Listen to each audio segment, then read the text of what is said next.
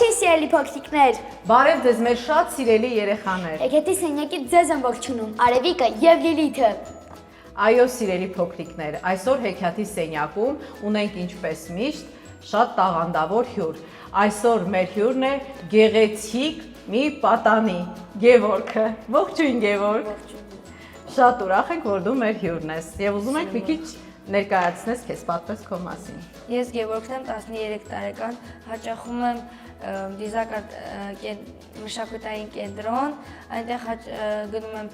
թատերական խմբակ, երգ, պար եւ վոկալ։ Կեցես, հասցնում ես այդքանը։ Այո։ Իսկ լավ է սովոր։ Այո, հարմարային է։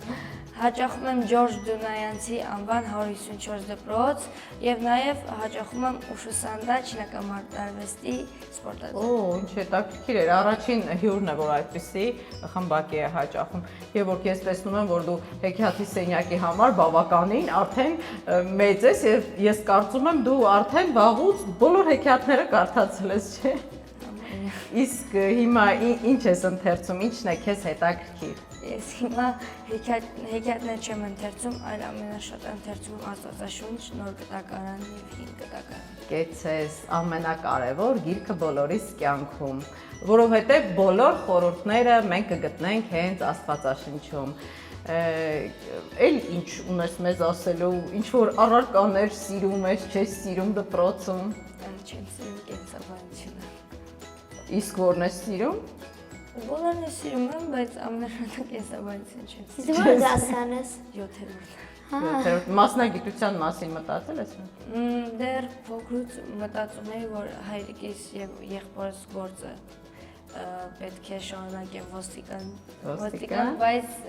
դեռ չեմ մտածել ոստիկան ընդունում թե չէ։ Այո, դեռ ժամանակ ունես, բայց այսօր դու պարտավորված ես մեր հետ ընթերցել ամենափոքրիկների համար նախատեսված մի հետաքրքիր հեքիաթ։ Դե ինչ, երևի ժամանակն է սկսել, բայց մինչ սկսելը Հիշեցնենք, որ այս ընթացքում մեզ հետ կլինի Դանելյան Art Studio-ի սան Վիկտորիան, ով կպատկերի իր նախընտրած հերոսին կամ հերոսներին։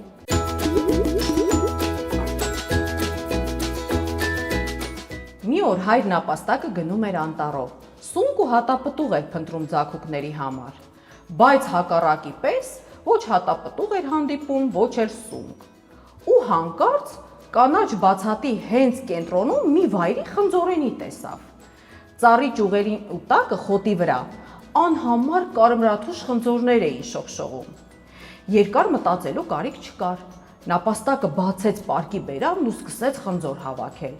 Նույն պահին թռավ եկավ ագռավը, նստեց կոճղին ու սկսեց կռալ։ Կառ, ինչպիսի անպատկառություն, եթե ամեն մեկը գա ու խնձոր տանի, ոչ մի հատիկ չի մնա։ Զուր ես կռավում, ասաց նապաստակը, այստեղ այնքան խնձոր կա, որ ամբողջ անտառին կբավարարի, իսկ տանը ձագուկներս քաղցած նստած են։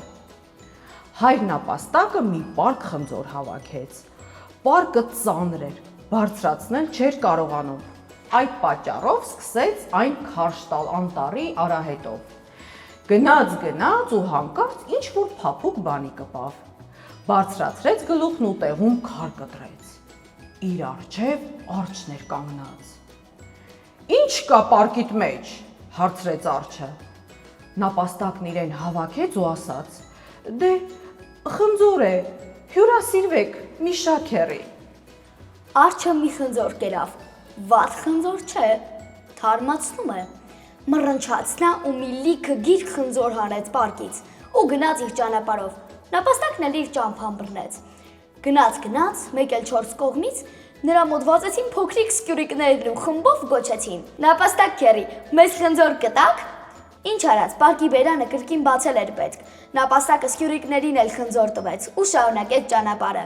Քիչ անց հանդիպեց իր հին ընկերոջը, Ոզնուն։ Փշոտ գլուխ, ուր ես գնում, հարցրեց նա։ Սունկ հավաքելու էի դուրս եկել, բայց ոչ միտեղ չգտա, դատարկ զամբյուղով դես ու դեն եմ գնում։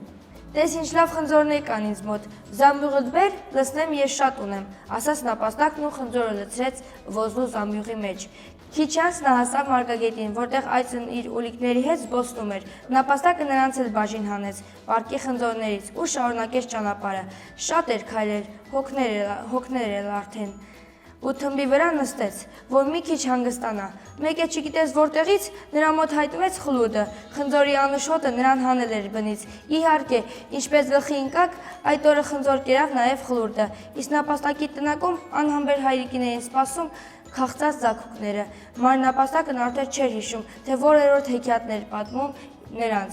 Երբ մեկ էլ ինչ-որ մեկը թակեց դուռը, փոքրիկ սկյուրիկներն էին։ Նրանք զամբյուղով ընկույզ էին բերել։ Սա ձեզ համար մայրիկն է ուղարկել, ճվճվացին սկյուրիկներն ու ցատկոտելով գնացին։ Մայրն ապաստակի աչքերը զարմանքից կլորացան։ Նա նոր էր դուռը փակել, երբ կրկին դուռը թակեցին։ Թակ, թակ, թակ։ Ոզնին էր, նա մեծ զամբյուղով սունկ էր բերել։ Տանտերն ուր է, հարցրեց նա։ Դեռ չի վերադարձել, պատասխանեց մայրն ապաստակը։ Դե լավ, շուտով կգա երևի, բայց ես նրան չեմ սպասի։ Իսկ սա ձեզ։ Եվ ոզնին սնկով լի զամբյուղը դրեց ու գնաց։ Հրաշք է, զարմացավ մայրն ապաստակը, բայց պարզվեց, որ սա դեռ վերջին անակնկալը չէր։ Այս նուլիկների հետ կաղամբ ու մի սափոր կաթ ուղարկեց։ Քիչ անց հատակի ճեղքից հայտնվեց խլուրդի գլուխը։ Սա նապաստակի տունն է, հարցրեց խլուրդը։ Այո, մենք այստեղ ենք ապրում, կմկմաց մայրն ապաստակը։ Լավ է, ուրախացավ անսպասելի այցելուն։ Ուրեմն, գետնուղին ճիշտ եմ փորել։ Մեկ վայրկյան անց հատակի ճեղքից հայտնվեց կարտոֆիլի գազարի ճակնդեղի մի մեծ կույտ։ Ողջույն նապաստակին, գոչեց խլուրդն ու անհետացավ։ Իսկ այդ ժամանակ… Այդ նույն ժամանակ ագռավը պտտվում էր հայր նապաստակի գլխավերևում ու կռավում էր։ Կառ, բոլորին խնձոր բաժանեցիր, իսկ ինձ մի խնձոր անգամ չհյուրասիրեցիր։ Նապաստակը շփոթվեց, պարկից հանեց վերջին խնձորն ու պարզեց ագռավին։ Վերցրու, ամենամեծն է։ Շատ պետք է ինձ քո խնձորը։ Ինչ է կատարվում, չեմ հասկանում։ Քաղցած ձագուկների դատարկ պարկես տանելու, հա։ Ես հենց հիմա հետ կգնամ ու էլի խնձոր կհավաքեմ, ասաց նապաստակը։ Հիմար, չես տեսնում ինչ ամպեր են կուտակվում, ուր կգնաս այս եղանակին։ Բայց հայր նապաստակը չլսեց ագռավին ու հետ վազեց դեպի անտառի խորքեր, դեպի խնձորենին։ Վազեց, տեղ հասավ, բայց այնտեղ գլխի ընկավ, թե ում հանդիպեց այնտեղ։ Եթե կարծում եք գայլին, ուրեմն չեք սխալվում։ Ինչ գործ ունես այստեղ, շրթունքները լիզելով հարցրեց գայլը։ Ես խնձորի եմ եկել։ Խնձոր ես սիրում, հա։ Սիրում եմ, իսկ ես շատ եմ սիրում նապաստակներին, մռնչաց գայլն ու հարձակվեց նապաստակի վրա։ Դատարկ պարկը շատ պետք եղավ հենց այդ պահին։ Նապաստակն այն գցեց գայլի գլխին ու մինչև նա կազատվեր դրանից ինքը փախավ։ Այն էլ ոնց փախավ։ Արդեն ուշ գիշեր էր, երբ հոգնած ոտքերը հազիվ քաշ տալով հասավ տուն։ Ձագուկներն անուշ քնած էին, իսկ անկյունում տխուր տրտում լաց էր լինում մայր նապաստակը։ Դռան ճռոցից փոքրիկներն արթնացան եւ նետվեցին հոր գիրկը։ Ուռա, հայրիկը եկավ, ճչում էին նրանք։ Հայր նապաստակը հազիվ էր զսպում արցունքները։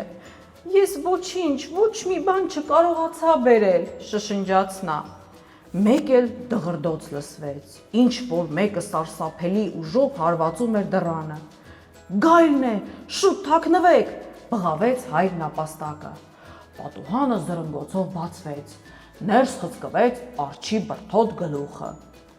Մեղր եմ բերել ձեզ համար, ինչ մեղր, Լորենու ծաղիկների հրաշալի մեղր, ասաց արջը կճուճով մեղրը տվեց, վախից ու զարմանքից քարացած մայր նապաստակի ձեռքն ու գնաց։ Առավոտյան երկարականջների ողջ ընտանիքը հավաքվեց սեղանի շուրջը։ Թե սեղանին ինչ կար, դուք արդեն գիտեք։ Սունկ ու ընկույզ, կարտոֆիլ ու կաղամբ, գազար, ճակնդեղ, մեղր, այո, հրաշալի առած սեղան էր դա։ Բոլորն ուրախ էին, միայն չարալեզու ագռավը չէր հանգստանում։ Ոչ մի կերպ չեմ կարողանում հասկանալ, թե դատարկ պարկից այսքան բարիք ոնց դուրս եկավ։ Կառ։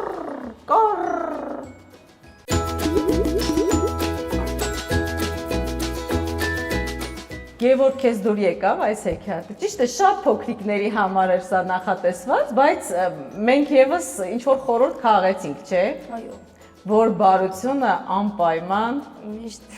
ետ է վերադառնում, այո, երբեք հենց այնպես չի անցնում, սիրելի փոքրիկներ, եթե դուք ինչ որ մեկին լավություն եք անում, պարտադիր դա ձեզ վերադառնալու է։ Չնայած երբեք այդպես մի մտածեք, որ անեմ, որպեսի վերադառնա։ Ինքս ինքան այդպես է լինում։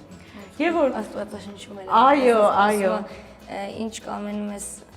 անեն քեզ, այնպես է դու պետք է անես դիմաց։ Այո։ Եվ որ գիտեք, եթե դու շատ ես սիրում ընթերցել Աստվածաշունչ, ասեմ, որ հեքիաթի սենյակը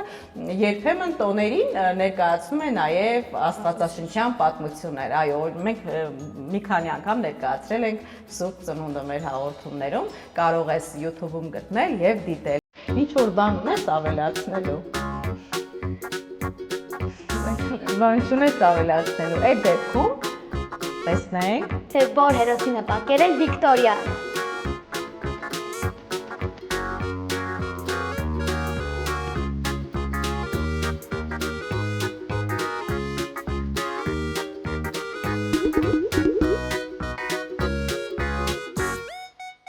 Սիրելի փոքրիկներ, կարծում եմ շատ լավ, գեղեցիկ ջերմ հաղորդում ստացվեց, իսկ դուք չմոռանաք ամեն շաբաթ հետևել մեր ծրագրերին։ Կարող եք դիտել նաև YouTube-ում եւ նաև ուզում եմ շնորհակալություն հայտնել Կլուբ Կապիտալին, որը աջակցում է հեքիաթի սենյակին։ Եկեք երեքս միասին ցտեսություն մաղթենք փոքրիկներին։ Ցտեսություն։